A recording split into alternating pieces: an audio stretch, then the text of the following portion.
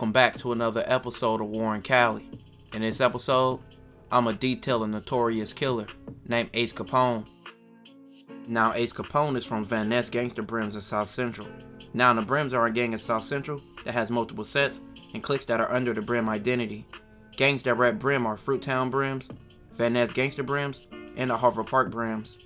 The Ness Gangster Brims, also known as V&G, originated over 40 years ago and have multiple cliques like 5 Deuce and 5-4 V&G. The Brims became a reputable gang early on, with the Brim sets going to war with many Crip gangs that were surrounding their areas, like the Rolling 60s, the Rolling 30s, the Rolling 50s that included hoods like the 5-5 and 5-7 neighborhood Crips, and also the Hoovers among many others. With going to war with countless of gangs, the Brims had to be ruthless and have members willing to go all in on their enemies, and Ace Capone was one of those members. But with that being said, let's get into this case. On October 12, 1984, Leon was at a high school football game with his homie Alex and Tracy.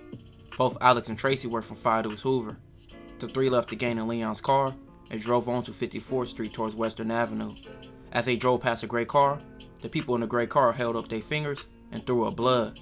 Leon, Alex, and Tracy seen that and made a U-turn towards the gray car. As they passed the gray car, Leon yelled out, "There go Ace!" Leon, Alex, and Tracy knew Ace from being a Ness Gangster Brim. Leon grabbed a gun from his glove department and gave it to Tracy. As they approached the gray car again, Tracy jumped out with the gun, causing Ace Capone and his two homies to run. Tracy then stole the gray car and drove it into an alley, followed by Leon in his car.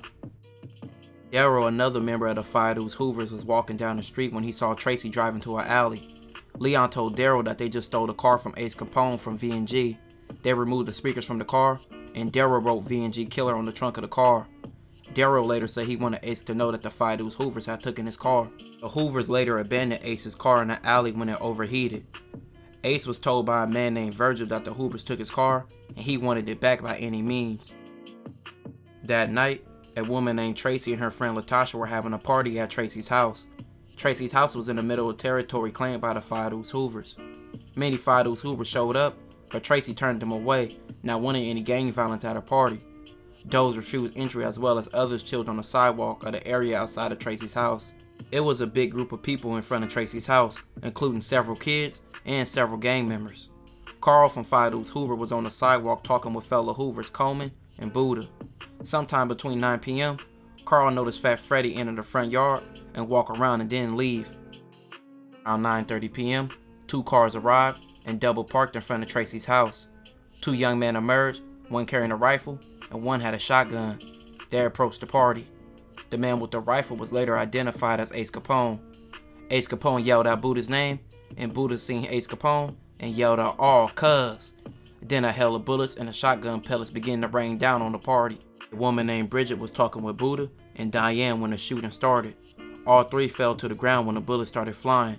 Bridget looked up at Ace Capone and screamed, "Please don't shoot. Stop shooting." Carl saw Fat Freddy as the man with the shotgun and Ace Capone as the man with the rifle.